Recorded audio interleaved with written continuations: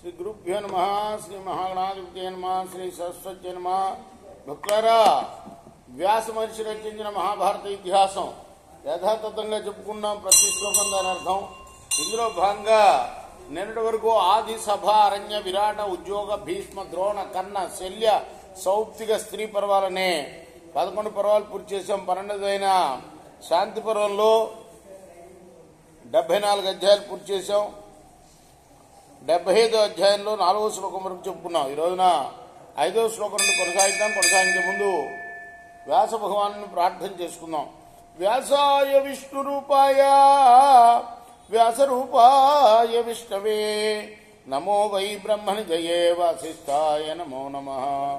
నారాయణం నమస్కృత్య నరం చైవ నరోత్తమం దేవీం సరస్వతిం వ్యాసం తతో జయముదీరయే.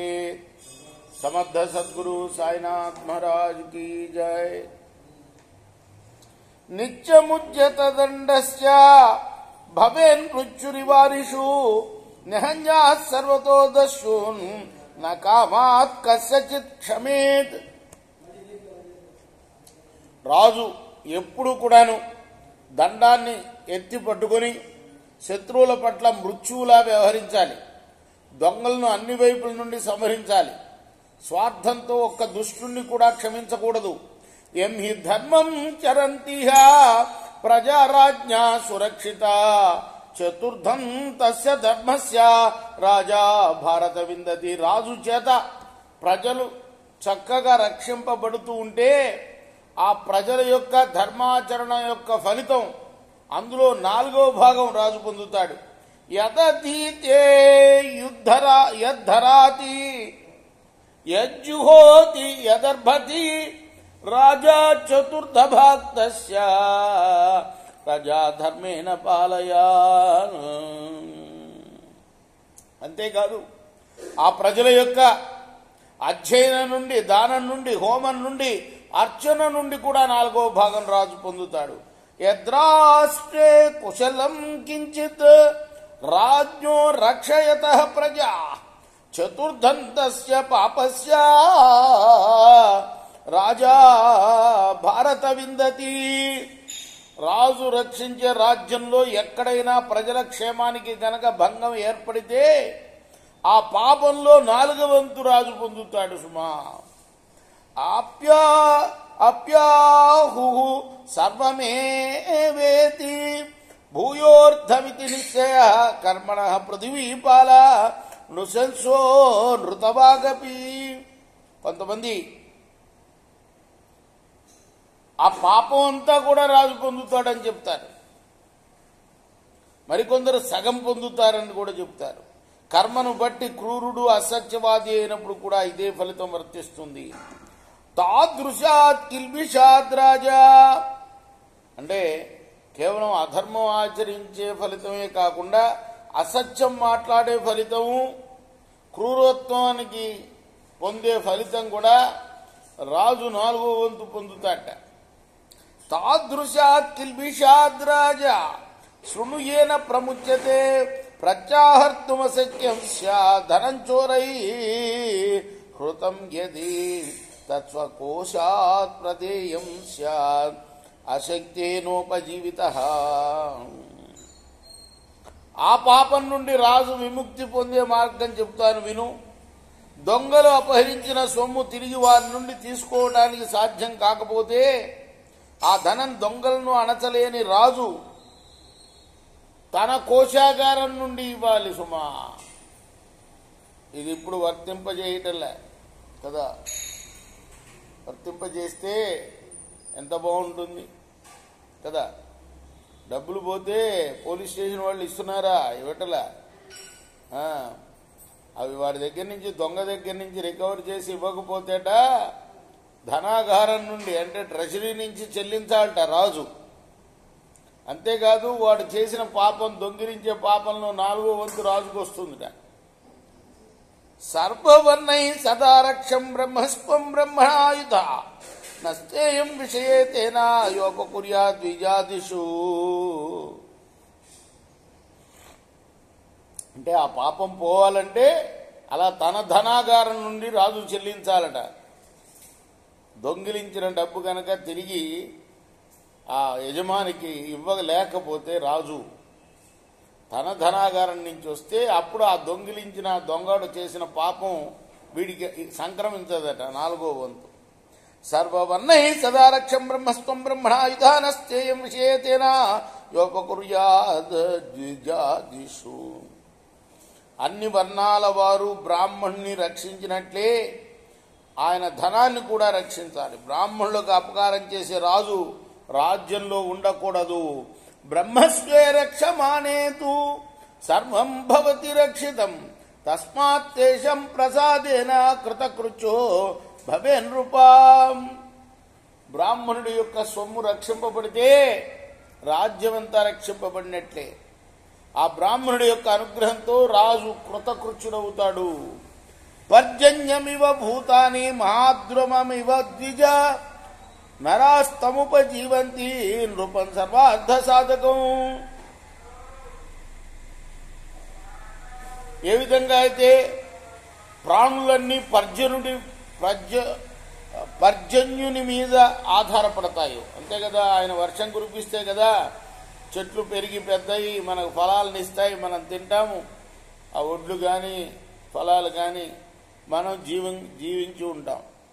ఆ విధంగా ప్రాణులన్నీ కూడా ఏ ప్రాణి అయినా కూడా పర్జన్యుడి మీద ఆధారపడాల్సిందే. వర్షం లేకపోతే ఏముంది, క్షామమే. పక్షులన్నీ పెద్ద వృక్షాన్ని ఆశ్రయించి బతుకుతాయి, ప్రాణులన్నీ పర్జన్యుని మీద బతుకుతాయి. అలాగే సర్వ ప్రయోజనాలు సాధించే రాజును ఆశ్రయించి ప్రజలంతా జీవిస్తారు. నహి కామాత్మనా రాజ్యాసక్తం కామబుద్ధినా నృశంసేనా తిరుగ్ధేనా శక్యం పాలయితుం ప్రజా. కామాత్ముడు, కామబుద్ధి, క్రూరుడు, లుబ్ధుడు అయిన రాజు ప్రజలను పరిపాలించలేడు. అప్పుడు ధర్మరాజు అడుగుతున్నాడు భీష్ముని, నాగం రాజ్య సుఖాన్వేషి రాజ్యమిచ్చామ్యపి క్షణం ధర్మార్థం రోచే రాజ్యం ధర్మశ్చాత్ర న విద్యతే. నేను రాజ్య సుఖం మీద ఆశ కలవాణ్ణి కాదు, ఒక్క క్షణం కూడా రాజ్యాన్ని కోరటం లేదు. ధర్మం కోసమే రాజ్యాన్ని ఇష్టపడుతున్నాను, కానీ ఇందులో ధర్మం కనపడటం లేదు. తదలం మమ రాజ్యేన యత్ర ధర్మో న విద్యతే వనమేవ గమిష్యామి తస్మాత్ ధర్మ చికీర్షయ. ధర్మం లేని రాజ్యం నాకు అవసరం లేదు, దానికోసమే నేను అడవికి పోవాలనుకుంటున్నాను. ఇంత చెప్పినా కూడా చివరికి ఆయన మొండిపట్టు వదలటలా, అడవికి వెళ్తానంటున్నాడు. తత్ర మేధ్యేశ్వరణ్యేషు న్యస్తదండో జితేంద్రియ ధర్మం ఆరాధయిష్యామి మునిర్ మూల ఫలాసన. అక్కడ పవిత్రమైన అరణ్యాల్లో నా దండాన్ని, రాజదండాన్ని విడిచి ఇంద్రియ నిగ్రహంతో కందమూల ఫలాలు తింటూ మునినై ధర్మాన్ని ఆరాధిస్తాను. భీష్మవాచ వేదాహం తవయా బుద్ధి ఆనృశంస గుణైవ స నచ శుద్ధాన్ నృశంసేన శక్యం రాజ్యం ఉపాసితం. ఇప్పుడు భీష్ముడు అన్నాడు, నీ బుద్ధి అటువంటిదయా, దయా స్వభావం కలది. అటువంటి దయా స్వభావంతో రాజ్యాన్ని పాలించడం శక్యం కాదు సుమా. అపితు త్వా మృదు ప్రజ్ఞాం ఆచార్యమతి ధార్మికం శ్రీక్లీబన్ ధర్మ గృణాయుక్తన్న లోకో బహుమన్యతే. మెత్తటి బుద్ధి, అధిక పూజ్యత, అతి ధార్మికత, దయాధర్మాలు మిక్కిలిగా కలిగిన నిన్ను లోకం నపుంసకుడులాగా చూస్తుందయ్యా. వృత్తంతు సోమవేక్షస్య పితృపైతామహోచితం నైవ రాజ్ఞాన్ తథా వృత్తం యథాత్వం స్థాతుమిచ్చసి. తండ్రి తాతల నుండి వచ్చిన నీ రాజకుల ధర్మాన్ని ఆచరించు, పరిశీలించు. నువ్వు ఏదైతే అనుకుంటున్నావో, అడవులకు పోయి ముక్కు మూసుకొని కూర్చొని మునిలాగా ధర్మం ఆచరిస్తానంటున్నావో అది నీ వృత్తి కాదు. ఆ సంగతి తెలుసుకో. నీ ప్రవృత్తి కూడా కాదు. నహి వైక్లవ్య సంసృష్టం ఆనృశంస మహాస్థిత ప్రజాపాలన సంభూతమాప్త ధర్మఫలం యసి. నైక్లభ్యంతో కూడిన దయాస్వభావం కల నీవు ప్రజా పరిపాలన వల్ల కలిగే ధర్మఫలం పొందలేవు. నచేతామాశిషం పాండు నచ కుంతి త్వయాచత తథై తత్వజ్ఞయా తాత యథాచరసి మేధయా. పాండురాజు గాని కుంతి గాని ఇటువంటి విషయాన్ని నీ నుండి ఆశించలేదు. ఇప్పుడు ఈ ప్రజ్ఞతో కూడిన నీ ప్రవర్తన నీ పితరులు కూడా కోరినది కాదు. శౌర్యం బలంచ సత్యంచ పితా తవ సదా బ్రవీత్ మహాత్మ్యం చ మహోదార్యం భవతః కుంచయాచత. నీ తండ్రి ఎప్పుడు కూడా శౌర్యం బలం సత్యం వీటి గురించి చెప్పేవాడు. నీ తల్లి కుంతి నీ మహిమను ఔదార్యాన్ని కోరేది. నిత్యం స్వాహ స్వధా నిత్యం శోభే మానుష దైవతే పుత్రేశ్వాసతే నిత్యం పితరో దైవతాని చ. దేవతలు పితృదేవతలు తమ సంతానం నుండి ఏం కోరతారయ్యా అంటే స్వాహాకారాలు స్వధాకారాలు కోరతారయ్యా. అంటే పుత్రులు ఎప్పుడు కూడా దేవుడి గురించి అగ్నిహోత్రం చేసుకొని స్వాహాకారం సమర్పిస్తూ ఉండాలి. దేవతలకు ఆహుతులు అగ్నిహోత్రంలో, అలానే పితృదేవతలకి స్వధాకారంతో మరి వాళ్ళకి సమర్పిస్తూ ఉండాలి. స్వధానమ సుధామ అంటూ మరి ప్రతినిత్యం కూడా పితృదేవతలకి నిత్యం జలతర్పణాలు విడవాలి. అది దాన్ని ఆశిస్తారు పితృదేవతలు.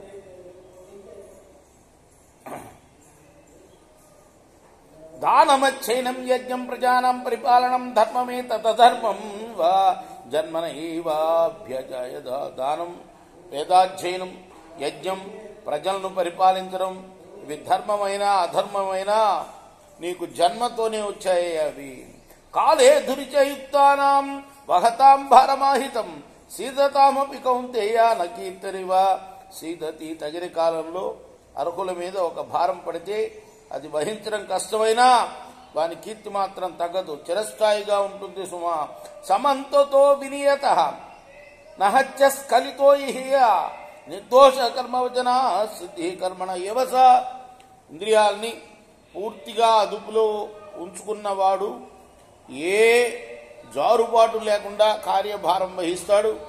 అది దోషరహితమై ఉంటుంది. శాస్త్రంలో చెప్పబడిన కర్మవచనం వల్లనే కర్మ సిద్ధిస్తుంది సుమా. నైకాంత వినిపాతేన విచారేహ కశ్చన ధర్మీ గృహీ వా రాజా వా బ్రహ్మచారి యథా పునః. ధర్మ నిర్వహణం చేసేవాడు వాడు గృహస్థు గాని రాజు గాని బ్రహ్మచారి గాని ఎవరైనా సరే పూర్తి ధర్మాచరణం పూర్తిగా నేర్పుతో చేయలేడు. అల్పం మీ సార భూయిష్టం యత్కర్మోదారమేవ తద్ కృతమే వాకృత శ్రేయ నా పాపీయోశ్చ కర్మణ. సారభూయిష్టమైన చెడ్డ పని కూడా ఉదారమే అవుతుంది. కర్మ మానడం కన్నా చేయడమే మంచిదయ్యా. కర్తవ్యం మానిన వానికన్నా పాపి ఎవ్వడూ లేడు సుమా. యదా కులీనో ధర్మజ్ఞ ప్రాప్నోతైశ్వర్యముత్తమం యోగక్షేమస్తదా రాజ్ఞ కుశలయైవ కల్ప్యతే. ఉత్తమ కుల సంజాతుడు ధర్మజ్ఞుడు రాజోద్యోగం పొందితే రాజు యోగక్షేమాలు తన మేలుకు కూడా ఉపకరిస్తాయి. అంటే ప్రజలకే కాదు రాజు తనకు కూడా ఉపయోగపడతాడు. దానే నాణ్యం బలే నాణ్యం అన్యం సూనృతయా గిరా సర్వత ప్రతిగృహ్ణీయాత్ రాజ్యం ప్రాప్యేహ ధార్మిక.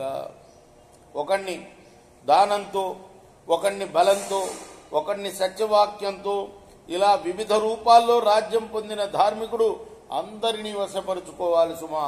యమి వైద్య కులే జాత హ్యవృత్తి భయపీడిత ప్రాప్య తృప్త ప్రతిష్టంతి ధర్మ కోభ్యతి అధికస్తత. ఉత్తమ వంశంలో పుట్టిన విద్వాంసులు బతుకు తెరువు లేక భయంతో అల్లాడిపోతుంటే రాజు వాళ్ళని చేరదీసి సుప్రతిష్ఠుల్ని చేస్తే అంతగమించిన ధర్మం మరొకటి ఉండదయ్యా. యుధిష్ఠిర ఉవాచ. అప్పుడు తాతను ధర్మరాజు అడుగుతున్నాడు, కింతాత పరమం స్వర్గ్యం కా తాత ప్రీతిరుత్తమ కింతత పరమైశ్వర్యం బ్రూహిమే యది పశ్యసి. తమ స్వర్గానికి చేర్చే ఉత్తమ కార్యం ఏది చెప్పవయ్యా. దానివల్ల కలిగే ప్రీతి ఎలా ఉంటుంది, దాన్ని మించిన ఐశ్వర్యం ఏది అది చెప్పు. భీష్మవాచ యస్మిన్ భయార్థితః సమ్యక్ క్షేమం విందత్యపి కక్షణం స్వస్వర్గచిత్తమోస్మాకం సత్యమేతద్బ్రవీమితే. భీష్ముడు అన్నాడు, భయంతో అల్లాడిపోయేవాడు ఎవని రక్షణలో నిర్భయత్వం క్షేమం పొందుతాడో వాడు స్వర్గాన్ని పొందుతాడయ్యా. ఇది నిజమని చెప్తున్నా విను. త్వమేవ ప్రీతిమాం తస్మ కురూణాం కురు సత్తమా భవరాజా జయస్వర్గం సతో రక్షా సతో. జైహి అంచే ధర్మజ, కురువంశస్థుల్లో నీవే ప్రీతి గలవాడు. నువ్వు రాజు అవు. సుజనులను రక్షించు, దుర్జనులను సంవరించు, ప్రజల భయం పోగొట్టి స్వర్గం చేయించు. అనుత్వాం తాత జీవంతు సుహృద సాధుభిః సహ పర్జన్యమవే భూతాని స్వాదుద్రమమివ ద్విజ.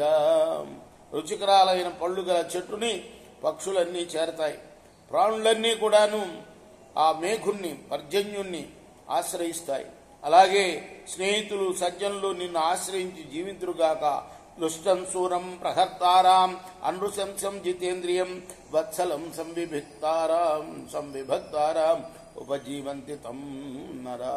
నిర్భయుడు, సూర్యుడు, శిక్షింపగల నిపుణుడు, కరుణాపరుడు, జితేంద్రియుడు, ప్రజలపై వాత్సల్యం కలవాడు, వివేకం కలిగిన వాడు అయిన రాజును చేరి ప్రజలు హాయిగా బతుకుతారయ్యా. ఇది శ్రీ మహాభారతే శాంతి పర్వణి రాజధర్మానుశాసన పర్వణి పంచసప్తతి తమోధ్యాయ. ఇది మహాభారత ఇతిహాసంలోని శాంతి పర్వంలోని 75వ అధ్యాయం. రేపు 76వ అధ్యాయం ప్రారంభం చేద్దాం. కృష్ణార్పణమస్తు. సాయి కృష్ణార్పణమస్తు. స్వస్తి ప్రజాభ్యః పరిపాలయంతాం న్యాయేన మార్గేణ మహిమహీష. గోబ్రాహ్మణేభ్యః శుభమస్తు. నిత్యం లోకాః సమస్తాః సుఖినో భవంతు. కృష్ణార్పణమస్తు. సాయి కృష్ణార్పణమస్తు.